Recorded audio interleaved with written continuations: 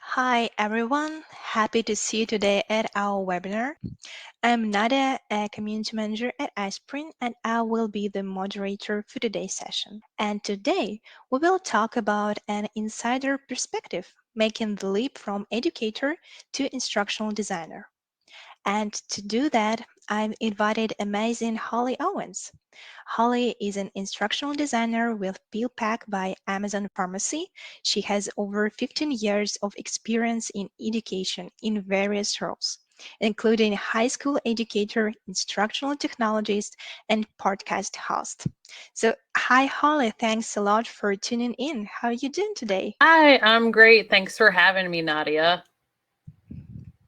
Yeah, thanks for coming. I'm more than welcome to pass the mic to you, Thank Holly. you so much. All right. Good morning, good afternoon, wherever you are tuning in from. Hi, everyone. I'm really excited to give this webinar about an insider's perspective from educator to instructional designer. I'm going to go ahead and share my screen, and I am going to open up Slido. Pull that information up. And I want to do the entire screen here. So I'm going to click share. And all right. So I'm going to present because I do have some polling questions for you. So again, welcome to an insider's perspective, making the leap from educator to instructional designer. I'm really excited that everyone is here and is ready to go. And Nadia, just let me know if there are any pertinent questions in the chat that I need to stop and address. I have saved time at the end for questions that you have, and I look forward to conversing with you then. But let's get the fun started. So a little bit about me, and Nadia did a great job introducing me. I'm an instructional designer with Amazon Pharmacy currently. I made the leap recently from educational ID to instructional designer in the corporate space. I am also an adjunct faculty member at Touro University in the Graduate School of Technology. So I teach instructional design courses to master students who are looking to get their degree in instructional design or instructional technology. I have been in the game for a very long time. We're approaching 16 years this year for education, and I am very grateful for this journey. I started out my career as a high school teacher that led me into my love for educational technology and designing learning experiences that were meaningful to students. And then I transitioned into higher ed instructional design. And I also have a podcast that I run called EdUp where I talk to CEOs and founders from ed tech companies, and they share their stories about how they came to invent this technology and share it with the world. So I do a lot of different things in this space, and I'm so glad you could join me this morning. But enough about me. I want to know more about you. So what you are seeing on the screen is a Slido presentation. This is an ed tech tool that I love to use during presentations. And what you do, you can scan the QR code or go to your web browser on your phone or on your computer, open up a different tab, go to slido.com, and then type in the code 2299904. I want to know who you are, what is your current role, what do you do? So we have some higher ed professionals, definitely got some teachers in the room, administrators, instructional coaches, some ed techers, entrepreneurs. Let's go down the list. Freelancers, love it.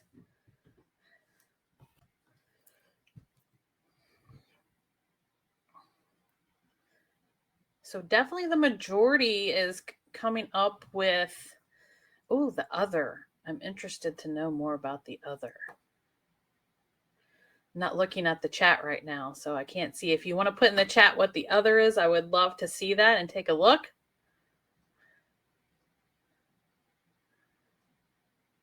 So we have roughly about 50% are either an educator or a higher education professional.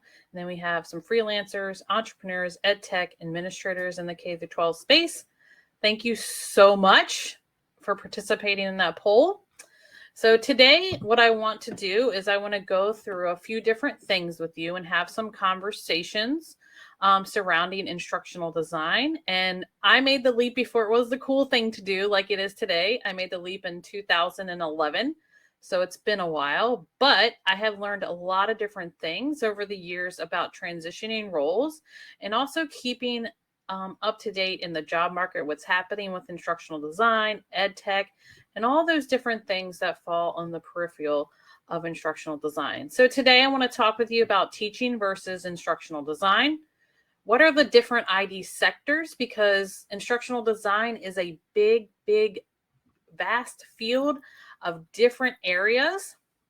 I want to talk about preparing for a role in instructional design. I get a lot of questions out on LinkedIn World and in my email inbox about transitioning teachers and how they would acquire a role in instructional design.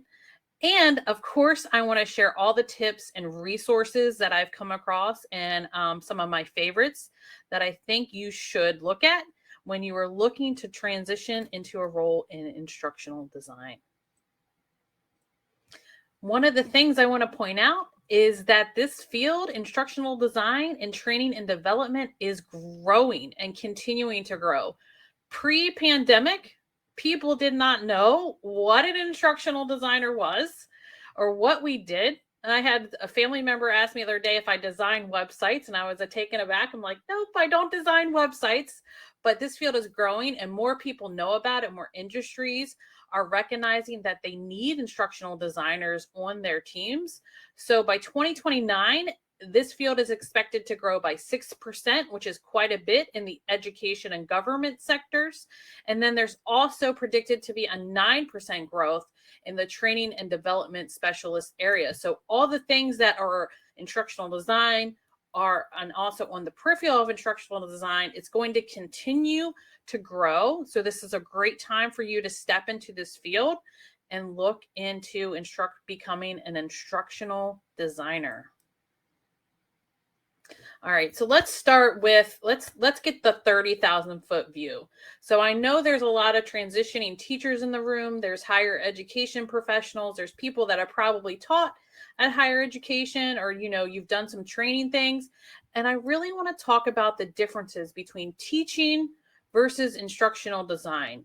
When I have conversations with people, I say that teaching does have a lot of different things that you are doing every day in the classroom that are related to instructional design, but you're not an instructional designer quite yet. So don't put that on your resume. You may be developing curriculum and things like that. But for teaching, when you think about the theories and things that influence teaching, it's pedagogy. The methods we use to teach younger students, younger, you know, meaning the 0 to 18, P to 12 students who are not yet adults. So we really focus on, as teachers, that pedagogy.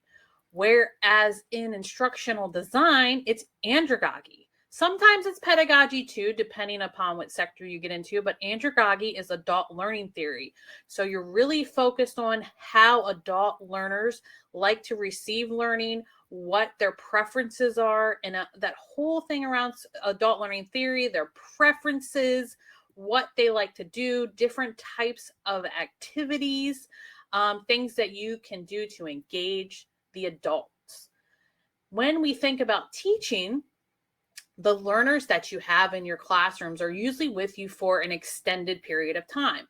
Whether you're in elementary ed and they're with you for the entire year, maybe they have some specials they go out to, you know, every couple of days.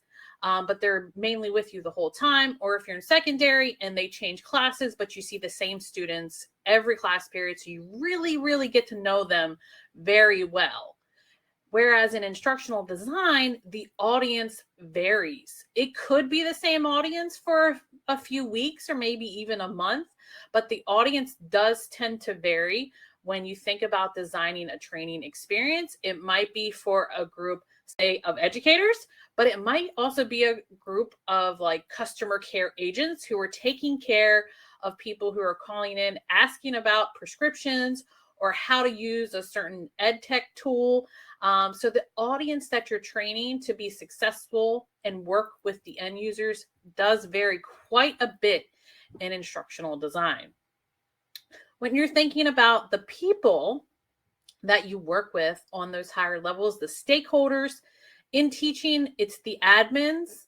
In, you're talking about like what kind of lesson plans you're doing. They're coming in, they're observing you, they're giving you feedback maybe once or twice a year, depending upon what school district you're in. And instructional design, we heavily rely on SMEs, or subject matter experts. These subject matter experts provide us with the content we need, so they know everything about the content. And then we take it and we turn it into interactive and dynamic learning experiences. So we rely heavily on that relationship with the SMEs. And when you're teaching, I know you all do a lot of lesson planning. So planning it out, whether you do it in your head or you formally write it down, you write out the components of your lesson, the learning objectives, all the way to the assessment, what activities you're going to use, what resources you're going to use, and also if you're going to incorporate any ed tech tools. Lesson planning turns into project management in instructional design. So you're planning out all the pieces of a project. For example, if you're designing an e-learning for a particular group of users, and let's say we want to train them on how to use a particular technology tool like Articulate Storyline, you're going to have to plan out the stages of that and how that all looks. And you're going to be using what we call backward design. And you do this in teaching as well, thinking about the end result and then planning backwards. But you have to plan the phases of the project. It really does become more of a project planning in instructional design, and thinking about the dates and the timelines and things that it takes in order to accomplish the task and get the e-learning to finish, and then hopefully getting the users involved, and then they become proficient in what you're training them on. In grading, in teaching, you do a lot of different grading, a lot of, essays, test quizzes, all those different things. And in instructional design, you don't really do grading. That becomes e-learning development. So you would be working with the subject matter expert to design the assessments they think are best, and you're providing recommendations. Whereas when you're grading, you're designing those assessments, and here there's more people involved in the process. So you may have some say in what the assessment is or how it looks, but you're not necessarily designing the assessment and putting in the content of the question. And then teaching, I see, especially after COVID now that we've it can be virtual, it can be hybrid, but it's mostly in person. You're seeing the learners in person every day. You're interacting with them every day. There's that experience of humanness to it. But when you get into the instructional design world, there's a lot of different modalities that could exist. There's virtual, there's hybrid, there's synchronous, there's asynchronous, there's self-paced, there's on-demand. There's a whole lot of different things you have to think about when you are thinking about deploying an instructional design influenced e-learning activity, or even a course, or even a bunch of courses, maybe a whole learning path. So a lot of that comes into the different modalities that you have in instructional design. So those are just a few of the differences that I see between these two different types of positions. And of course, a lot of these do overlap, and a lot of these teaching ones can translate into instructional design. Like I said, lesson planning turns into project management. When you plan your units, you're project managing and figuring out where everything fits on that particular timeline. So I have another question. I want to know, why are you interested in instructional design? So what brought you to, this webinar? What is having you think about, maybe becoming an instructional designer or something along the peripheral? What interests you, or what have you heard about instructional design? Needing to be remote. Okay. Career change. Excellent. control of work and the work environment. I've heard a lot of people say that they feel more in control and they can separate the different things. Creative, don't like classroom management, burnt out, flexible schedule, creating your own career, retiring and, jumping into this, giving back, career shifting, work-life balance. I'm seeing a lot of like experience, creative, learners. Yes. You see opportunities within your current company of maybe creating an L&D department. I love, somebody said that they love ed tech. I hope you listen to the podcast. Creative, being paid fairly. There's a lot of teachers that talk to me about their pay and how low it is in instructional design. In the corporate space, definitely you get more. I'm really loving all this. The career change is obviously a big thing, and people want to take what they've learned in teaching and they want to give back, and they want to make learning experiences outside and for the masses, for more people, because you can definitely touch more people in instructional design when you're creating these types of learning experiences. It could be internally in your company, but also you could be selling it outside of the company to people across the world. For example, like MOOCs. There's a lot of people that participate in different types of those massively online courses. Loving these answers. Thank you so much. All right. So one of my favorite people, and she has definitely been on the show, is Julie Dirksen in instructional design. And she wrote a book called Design for How People Learn. It's one of my top favorites. Definitely recommend you read it. But she also has a website of usable learning that you should definitely go check out. And Julie says that learning experiences are like journeys. The journey starts where the learning is now. So it's meeting you where you're at, and it ends where the learner is successful. The end of the journey isn't knowing more, it's doing more. So Julie really focuses on, and what we do as instructional designers, especially in the corporate setting, is focusing on those behavioral changes. How we get somebody to know how to do something or be proficient in their role and know how to handle certain situations. So I love this quote from Julie. It's one of the ones that I go back to, and I definitely encourage you to go out to her site and also get her book, Design for How People Learn. Okay, transitioning in over to the sectors that exist. What are the various sectors that exist in instructional design? What am I looking at here?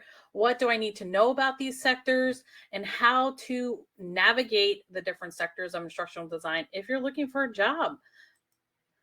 So one thing you need to know, there's a lot of different spaces in instructional design. If you say, I want to be an instructional designer, and we have a coffee chat, probably the first thing I'm going to ask you is, where do you want to be in the instructional design space?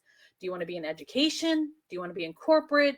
Do you want to be a freelancer? Maybe in the government nonprofit space? Or I put ed tech on here because a lot of people that transition out of teaching like to go into that ed tech space, and it really sits well in the peripheral of instructional design because instructional designers use ed tech. So let's talk about education, instructional design. So there's definitely higher education fits well into this category. So if you're thinking about stepping out of maybe, a teacher role and into education for instructional design, in higher education, you will work with faculty and they become your SMEs. So you will train faculty, you will give workshops, you will help them develop online, hybrid, maybe develop some in-person courses, maybe teach them a little bit about ed tech. So you're really still working in the education realm, and you can bring that pedagogical experience and implement it into use for training higher education faculty on how to create valuable and meaningful learning experiences in this space. There's a lot of similarities between higher education and K-12.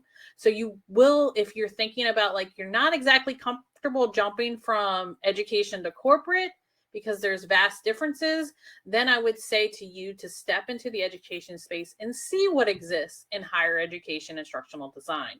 And of course, I'm seeing more roles pop up within K-12 education where there are instructional designers that are at the schools or instructional coaches. They're kind of creating these positions, but not as many as I see happening in the higher ed space. And one of the things that has happened most recently in higher education is that their instructional design roles have become more remote. So you could work at an institution, say in Arizona, and be sitting in Maryland. Um, so higher education institutions are seeing the need for that flexible type of work environment. But I will say that higher education compared with the corporate space in terms of pay, corporate definitely pays more than education, but you kind of have to balance out what are the benefits and the different things that are being offered in education. So if you are looking to jump in, but you're not looking to jump in deep in right away from teaching to instructional design, I would recommend looking first in higher education and things on the peripheral of that. Then we have the corporate space, which I'm currently sitting in and learning lots about. The corporate space is very fast paced. There are a lot of different technologies that you have to upskill on. For example, Articulate 360 is industry standard, the Adobes of the world. You have to know a lot of different tools and be able to use those tools, but also know the limitations of those to design meaningful learning experiences for the adult learners, or the training that you've done a needs analysis on and they need this particular thing to happen, maybe a specific subset of a larger topic. But in the corporate space, it's really fast paced. You may or may not work on a team. You might be a part of an L&D group, or you may work solo and you might be the only person on the team. And in the corporate space, I've noticed that a lot of different companies are jumping into and recognizing that instructional design is something that they need on their team. For example, I've seen job postings come out from Cards Against Humanity. I've seen job postings come out from Sephora. I've seen job postings come out for instructional designers at Bass Pro Shops. So if you think back, a few years before COVID, these types of positions at these larger companies didn't really exist. And these things exist worldwide too. Not only does Amazon hire and Meta, also ed tech companies, which I'll get to, like Edpuzzle, are hiring on an international level. But if you think of a company, just think of a company in your head right now, somewhere you go to shop or somewhere you go to maybe have dinner, and they probably are hiring instructional designers or they have an L&D team. So that's the corporate space, very fast pace. Education is notoriously slower to jump into things than, say, corporate. You have to be innovative and you have to be able to assimilate to that quick space and quick changes as well. Then there is the freelance world, where you basically make your own schedule. You go out and you market and you find clients to work with, maybe doing some different things in freelance, such as maybe graphic design or setting up an e-learning course for a small startup company for new employees, for those new hires. So freelancing is where you get to decide what types of roles you want to do. Maybe you want to edit some audio, but also put it into an e-learning and figure out how to do those things. So this is a really good place for those people who have that entrepreneurial spirit and they want to jump into and kind of control their own schedule and the clients that they work with. Because in education and corporate, those are defined for you, but in freelance, you can pick and choose what types of jobs you want to get into.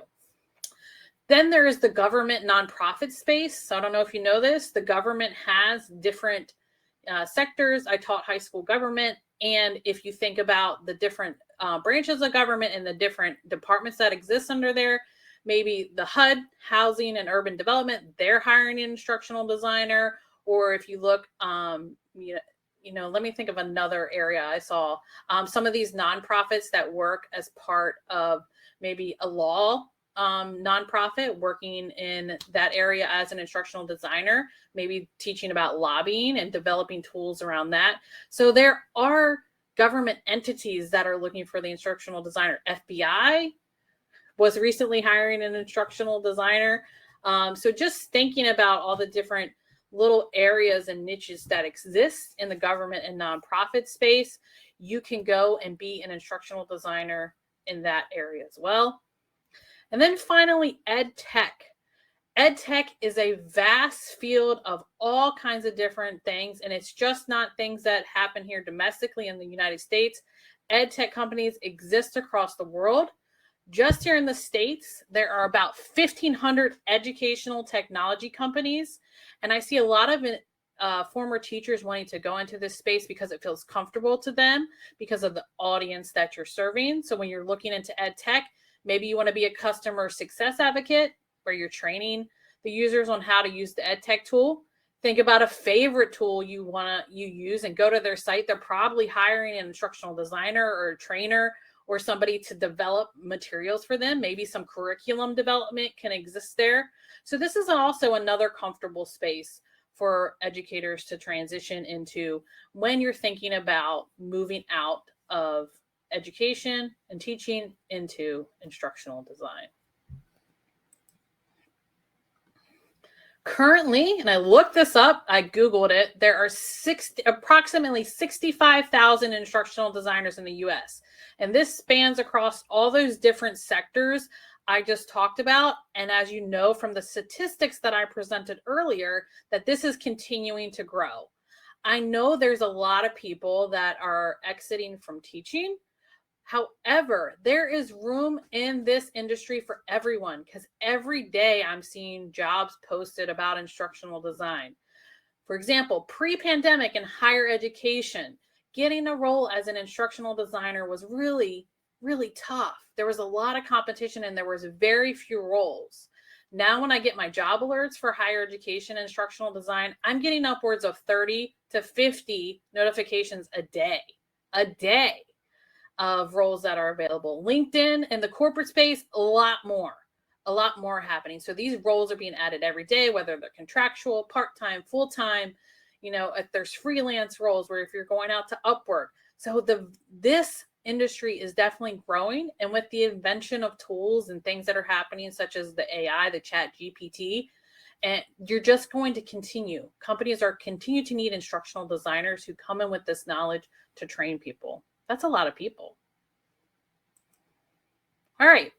So thinking about, I've talked about the different sectors. I kind of want to level set here. And I want to know when you're planning to transition to a role in ID. So what are your plans?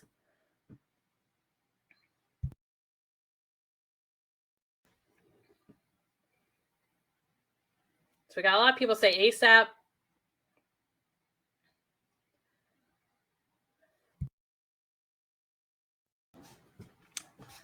One to 3 months, 3 to 6 months.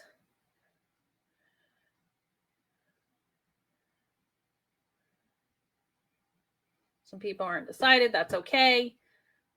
I'm hoping that this presentation gives you some of the foundational information you need to get a good level set on where you're going to step next. Great. So we have ASAP and then 3 to 6 months next year or so, and then 1 to 3, and then undecided. Okay, let's talk about it. Let's talk about your role in instructional design. So you want to be an instructional designer. And I found this image from the instructional design company. What is instructional design exactly? I've talked about all these different sectors and I've talked about all these different things and comparing instructional design to teaching. But now, what does that role really entail? And I also want to talk to you about the steps. So instructional design is obviously creating learning experiences for particular audiences, and you're using a variety of different skills and knowledge and techniques and incorporating these roles. So where do you start?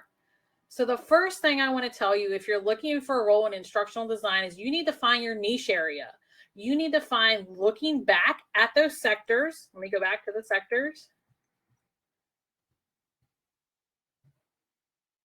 So looking at these sectors, where do you want to be? Do you want to be in education? Do you want to be in corporate, government, freelance, ed tech? Where do you want to step? And that requires you to do some research. So I encourage you to take the first step. And notice I didn't say go build your portfolio, go revamp your resume. That's not the first thing you need to do. So go out and research roles. Remember the sectors that we talked about and look at job descriptions in these different sectors.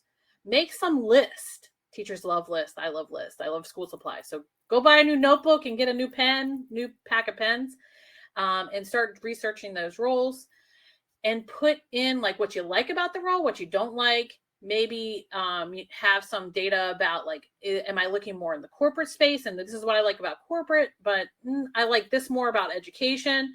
So you need to go out there and find where you want to go because you need direction before you actually even start getting those sample things together. The next thing you need to do is you need to go on LinkedIn. I am a huge advocate of LinkedIn. I know people say, like, I don't want to use LinkedIn. I don't want to be out there. I don't want to be talking to people. But in the industry and the way the workforce is nowadays, you need to be on LinkedIn. Not saying that you have to go out there and post and you have to be engaging in everything. Go out and just connect with people. Have a coffee chat or two. Network with people. It's really, especially if you're more introverted, have those one-on-one conversations with people. Build a profile. Share where you've been. Share what you want to do. Have that information set up because a lot, if you are applying to roles, they're going to want a link to your LinkedIn profile. So definitely go start setting that up. And I tell people who are first starting out with this, take 15 minutes a day. Mark 15 minutes off your calendar before you go to work, after work, and work on your LinkedIn profile. Have a coffee chat, set it up, schedule it. So take 15 minutes a day because little small changes and work over time leads to big changes. So definitely get that LinkedIn profile up. Then next, work samples. So samples that are going to go in a portfolio that you want to share because now at this point, you found your niche where you want to go. You know what they're expecting, say in the corporate space. So you're going to find those work samples that are applicable to the corporate space. Maybe you go out and you do a free trial of Articulate and you design an e-learning and you put that in your portfolio. Maybe you go out and you use Canva to create an infographic and you put that in your portfolio. So this is where you start to develop those work samples. And now many of you in education, you might already have some. So if there are things that are not proprietary that you can use, you can add those work samples to your portfolio. So start developing, gathering things, start setting up a portfolio. People use Google Sites, different types of free tools, use the free stuff to set up their portfolios. Then the next step, and the next tip is update your resume. So some of us have been in the industry for a very long time and we haven't updated all the wonderful things that we've done in our professional space. You're welcome to work with a career coach or a resume updater, somebody that can update your resume. But I also recommend doing it yourself first to get everything in alignment so that you have, your most recent position, down to maybe the first role that you had that is related to instructional design or where you want to be in what sector. I'm not saying to have everything on there because typically people say 10 years to 15 years of experience is all you need. And obviously resume tips and tricks is another presentation. So maybe after you get everything on there, you might hire somebody to look at your resume or get a friend to look at it or a group of friends and get some feedback on that. Make a plan.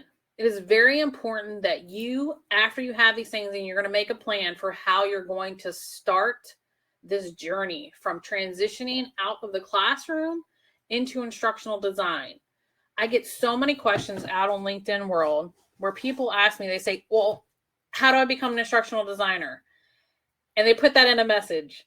I can't answer that in one sitting. That's a whole conversation that needs to happen because it's a multiple step process and you need to have a plan. Well, I plan to be out of the classroom by, say, summer 2023 and work backwards.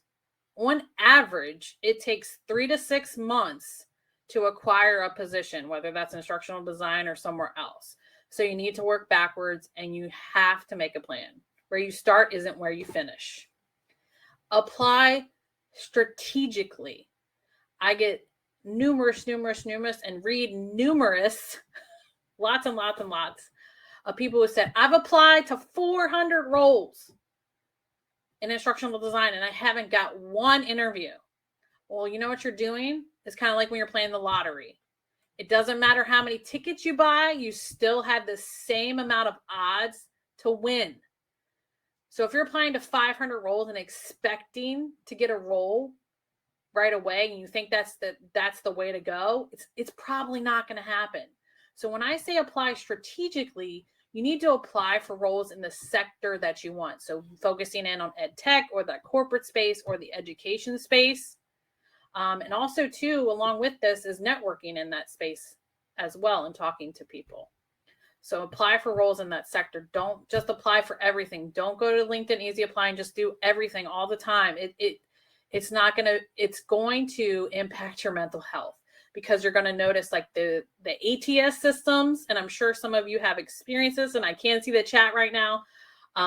You've gotten an email like within minutes of applying, just kicked you right out. So this is what I mean by apply strategically. And then tracking what you do. So if you've applied to 10 roles, when did you apply to them? Using a spreadsheet, and I have resources for this. Using a spreadsheet, when you applied, did you hear back? Was it a rejection? Was it you got a first round? So figuring out keeping track of where you've been and what you're doing. Because what you'll find is as you're tracking, you're going to keep getting further and further in the process. And this gives you a nice historical thing of what you did to maybe acquire that interview, or if you need to follow up with somebody about, maybe you had a second round interview, you need to follow up with them. It's been about a week and they said you here in a week. So you need to track your progress. You need to be very organized with that project management.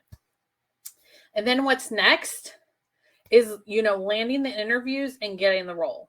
So this is just like the first 7 steps into actually jumping into maybe the interview process and then jumping into the actual role.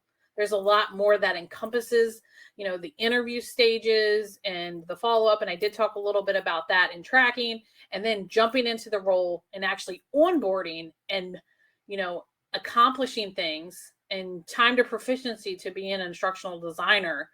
That's a whole different thing. That's the whole different part of the journey.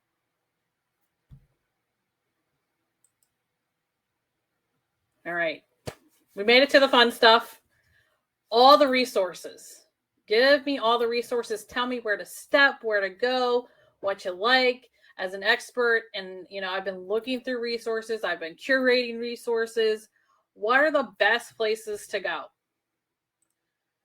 These are my top 5. And I did put myself on there because I'd spent a lot of time curating a resource, and everything's linked. And I'm also going to put this information in the chat too when I finish the presentation. So my first one is the Teal HQ, and they have a portal, but they also have this great article that steps you through the career change, a guide for transitioning teachers. And it has those tracking guides. It has information about an app you can put onto your Chrome browser where you can track positions. There's a lot of different things here, and it takes you literally step by step. That's one of my favorites. Skip, the remote job site. Chelsea Maud Averett has developed a wonderful job site where you can find curated ed tech related, instructional design, all the different things that we talk about, jobs that pay $60K or more, and they're remote. And she calls it skip because you're skipping out of a role into a new role. So I encourage you to hit that site and look for those updates. And there's a lot of different roles. It's not just instructional design. There's things like customer service associate. There's things like learning and development program manager. So Chelsea posts a lot of different roles at a lot of different companies and organizations. And that's one of my favorite sites. Obviously, the curated ID resources. I will share those. It's a list that is of like academies, workshops, places you should go, blogs, people to follow, podcasts to listen to. So I took a whole list, and I have to give props to Kayleen Holt, who actually did a list like this previously, and I just, modified it for use in my area. She has a wonderful list too. It's actually on my list. So I think it's 2 pages now of a list of where you should go with different things. So if you're looking for people to follow, there's people to follow. If you're looking for upskilling, there's an upskilling section. And then my all-time favorite instructional design book and nerd fellow instructional designer, Luke Hobson, What I Wish I Knew Before Becoming an Instructional Designer. This book takes you on a journey but it also tells a story. It tells about Luke's story in becoming an instructional designer and a program manager at MIT. And he takes you through his whole process of like all the things he wished he knew before he became an instructional designer. So all the missteps he made, advice for you. He also shares resources. It's a really great read. It reads like a novel. It doesn't read like, like a self-help book. It really does tell you and give you in-depth insight into what the world is like of becoming an instructional designer. And then also Team for Learning. So this is a professional free portal that you can sign up for, and it has job boards. You can set up job alerts. You can open up your profile so that people who are looking to hire instructional designers or customer service people, they can find you here, and then you can get some freelance work, or you can find a full-time role or a part-time role. So this is definitely a portal I would point you to. If you came to me and said, where should I start? I would say sign up for Teams and get your information out there and make your profile visible. All right. I think that's all I have. And I want to put some stuff to share. Okay. Averett. I'll put her name in the chat. I kind of did that on the dime, almost 45 minutes.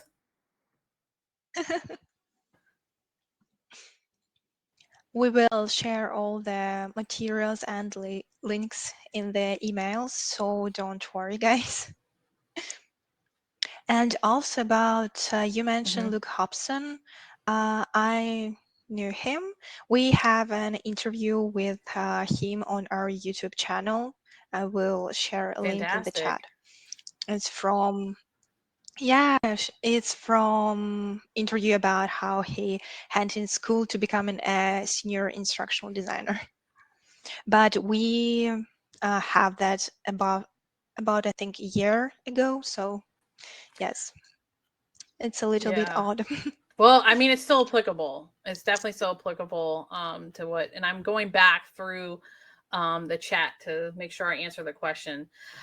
So this is one I get frequently, and I see the first one that was from Michael about 45 minutes ago about, do you have to have an ID degree or like an ID certificate or online teaching experience to be a designer? I don't think so. And I tell people that you can go out to YouTube and you can learn about instructional design, and you can, get up to speed on what it's all about and what people are doing there. The only thing I would say is in the education space, in academia, they really value those credentials. So you might have to get one if you're going in that space, but corporate, that's not really a thing. They might want a certification from ADT or something like that. But when you're reading the job descriptions, you'll really find out what types of credentials that they want you to have. And it doesn't necessarily mean you need to go back to school. That's not the answer. That's a great question. Yep, session's recorded. Answered that. Nadia said that at the beginning. All right. Oh my gosh, I'm loving all. Can we be our own SME? Yes. I design instructional design courses. I am the SME. I am the designer. I am the expert. You can 100% be your own SME.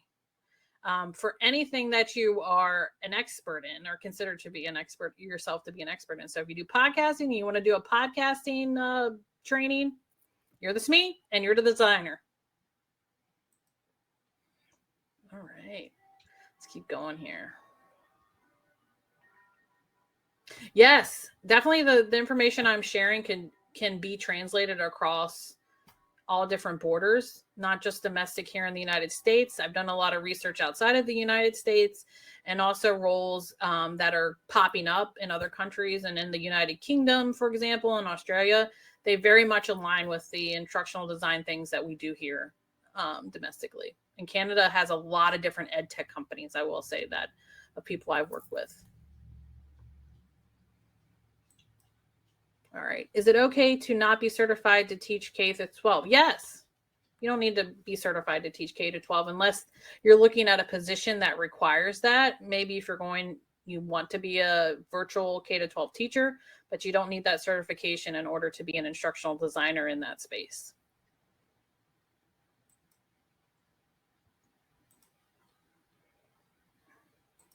Sometimes is ID a one-man show? Sometimes it is. Yeah, it's a one woman, one everyone show sometimes. But the beauty of that is that you get to establish the processes by which everything happens. The hard part is you are the one person, and it really depends on the company that you work for. They might have a whole L&D team, but they might just be starting out. So you might be that person who's developing the team. You might be hiring other instructional designers at a certain point because there's so much to do that encompasses this role in this field. You're probably going to have to go out and hire other people. So you might be a one-person show from the start, but then you might be able to develop a team and get some more people to help you. Yeah, you mentioned, okay, so the question was, you mentioned that there was an ID position within the EdTech space as a customer success advocate. Are there other job titles, names that aren't listed as instructional designer? Do these title changes in different sectors? Yes. So there's a whole bunch of different titles that could be an instructional designer. There's an instructional technologist. There's trainer. There's learning experience designer. There's a lot of different roles that are on the peripheral, are in instructional design, but also on the peripheral. And every company, it seems like, sees it differently. So how they describe it, I've seen a learning architect. That's an instructional designer. So you can go out and you can search for these different roles and these keywords. And I recommend, honestly, just Googling, saying, what are the names of instructional design roles? And you're going to see lists. I think Luke actually did a list, and there's some other people that have done a list of everything that's instructional design related and the roles that are adjacent to that. That's a great question. Yeah, it does change in different sectors. So I've been an instructional technology specialist, but I also did instructional design. I've been like a coordinator of instruction, that kind of stuff. It does definitely change with different sectors. Let's see. What types of samples as a teacher should I use for my portfolio? I have lessons. I've created Google Slides and some paired with Google Docs. Are companies really interested in that? I mean, you look at the roles and do the research. Is part of the position or responsibility for you to give presentations? Then yes, the Google Slides is pertinent to them. Are they looking for somebody that can curate documents and share documents? Then yes, Google Docs is definitely a part of that. So you have to read the roles and figure out what industry or what sector you want to go into, and then you can figure out what are the best work samples for that industry. I wouldn't say like sell yourself short and like, oh, my Google Slides and documents, that's just so lower level, like everybody knows that technology. Well, they don't. And there's a lot of things you can do in slides and docs where you can, show off your talents and things. So I would say, use those samples if you can, if they're not proprietary, and put them in your portfolio if they align with the sector you're going into. 100%. Let's see. If you're looking, so Jessica asked, if you're looking for a role as an ID, do you claim to be this on your LinkedIn profile? I would not, because that to me is fibbing, because you're not an instructional designer yet, especially former educators. I've worked with people in my community, the professional journey, that somebody came to me, they paid for a corporate coach, and they paid quite a bit of money. And the corporate coach, all they did to change the resume was they were a teacher and instructional designer. And in their different roles, they just added ID. I don't know how I feel about that, because as a teacher, I feel like that's a very different role from instructional designer. You can say that you're looking to transition into instructional design, and you can use some of the wording, translating like building lessons to building curriculum, or developing activities for a variety of learners at different levels. So you can translate some of those things, but I would not put that. It's kind of misleading, in my opinion. Other people might feel differently. Let's see. Is there a certificate or course you recommend? I know the Association for Talent Development is industry standard for some corporate spaces for the certificate. And that's the only really one I've seen. The other ones are kind of if you just want to get them and have that credential on your resume, but ATD is recognized and there's ATDs across the states. I'm not sure about internationally, but people know what that is. And in our industry, people definitely know what to do. There's a lot of different, if you look in those, and I'll share this, the curated ID resources, I'll put that in the chat that I created. I have a list of all the different like academies and things that exist out on the market. You really have to find what works for you. And decide if there's something that, you know, like, oh, I might fit here, because everybody does it differently. All right, answered that one. I would like to know, what courses do you suggest to take in order to learn? Go out and do some LinkedIn learning. If you're premium, go out and do some LinkedIn learning. Go to YouTube. There's tons of stuff. Devlin Peck, Tim Slade, they all do, and they put out free videos. Luke's put out a lot of free videos. There's tons of stuff out there that's free. All right. How do you think ChatGPT is going to influence or change ID? That's a conversation for another day. That could be a whole nother hour. I will say this. I think that I love ChatGPT and asking it questions. But I also think that the human experience and the element is always going to be there. So no matter how sophisticated some of these AIs get, probably not in my lifetime, maybe in my younger sister's lifetime, it's just going to be, we're going to have to navigate that space and figure out how to do that with students, and also figure out how to do that in our trainings. That's a good question. Can you speak to opportunities for remote work in the field of instructional design? Instructional design itself is, I'm sitting at home right now. It's a remote role most of the time. And if it isn't, it's a hybrid role, especially in the corporate space. You're either going into the office a couple of days a week or once a month, or you're meeting up with your team like we meet quarterly at Amazon. So most ID roles are remote, unless you're like in the education space where you have to be there in person to train people. And some corporate roles might have that with the hybrid experience, but mostly ID it's remote. What's the most recent project? I can't talk about projects at Amazon. Unfortunately, that information is proprietary.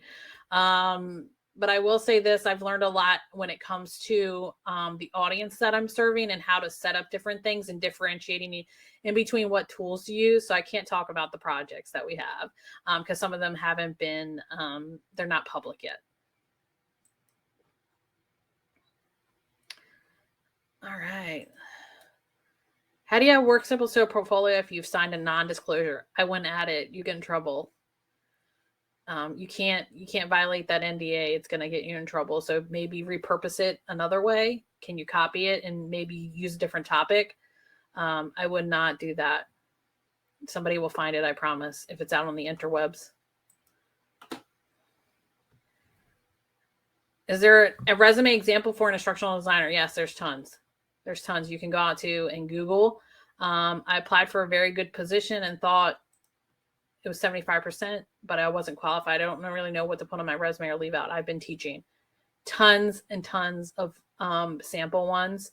I work with a resume writer in my little community, Katie Travis, and she does specifically transitioning teachers. And there's other people out there too. You know, maybe have a discovery call with one of them. And it really depends. Are you getting spit out by the ATS system, or is it just like or is there humans reviewing it? So you got to see what's happening, because you'll know it's ATS if it comes right away, because then it's looking for the keywords. So try to figure out your way through that. A couple more questions. Sorry Oh, for yeah, go ahead. interrupting you, but I think that we a little bit Okay, running yep. out of time. So I think that, yes, it's the time that we pick up the last question. I see that it's almost 20 questions that we have right now. Whoa, that's a lot. All right. So I've answered most of them, I think. Okay. Yeah. All right. Do we want to end there? And then I can just put, if you I can just share where to find me, and definitely out on LinkedIn World is a great place. And also, I'll put my business email in the chat if you ever just want to have a conversation or a coffee chat with me. I'm happy to do that as well. And I can't thank you enough for coming and engaging in this conversation with me. Yes, thank you so much. And also, um, No, you're good. sorry. Yeah. Uh, Also in iSpring, we have our own authoring tool, iSpring Suite. So we have our pricing plans for freelancers and educators. And also we have a 14-day free trial. So if you want, you're more than welcome to download it Yay! I and forgot to use mention all the resources y'all have. I just totally, but you have tons of great resources that I've shared. All the iSpring things. it. Yeah. So thank you again, Holly, for coming today for this webinar, and thank you guys for uh, coming today too. So I hope that you have enjoyed our today webinar, and goodbye. Have a great rest of your day, Bye. everyone.